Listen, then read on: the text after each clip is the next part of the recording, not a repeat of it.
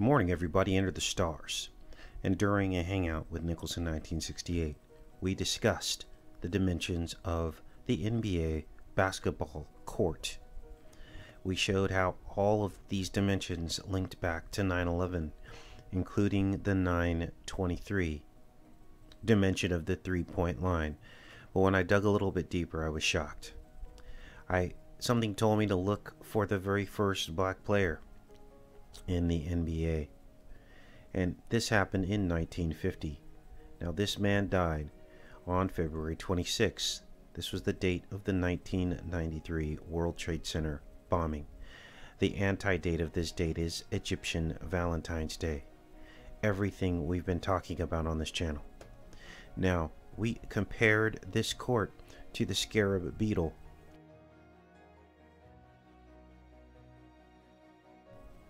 The ancient Egyptian scarab beetle. And of course, Barak's backwards is scarab.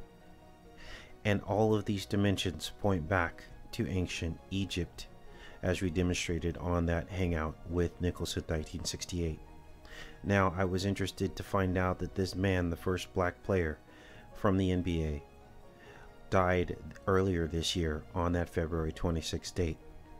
But he was also born in 1928. And of course, the World Trade Center stood for a total of 28 years. But more importantly, the World Trade Center opened on April 4th, one day away from the date of this man's given birthday.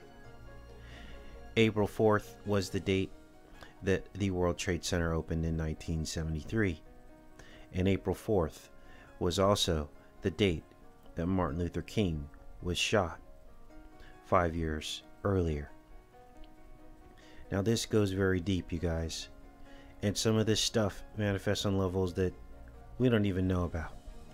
But I can show you here in this article from the NBA.com that when he died at the age of 86, they actually mentioned Halloween was the first night that this man played in the NBA.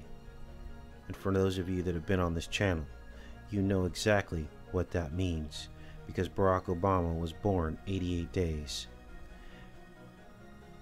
before Halloween. And in the rest of these dimensions, we see the story of the World Trade Center, Building 7 being 47 stories tall. We see 14, which is the halfway point to 9/11, 1987, the 14th year, the 28 total years of the World Trade Center. And of course, 94 being the atomic number of plutonium, as you can see here. So now we have all the pieces of the puzzle.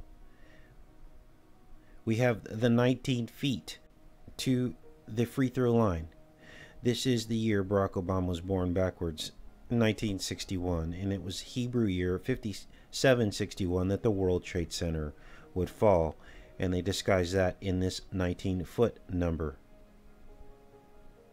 Here we have our 666, 6 feet outside radius of the key here, the center, and the other key.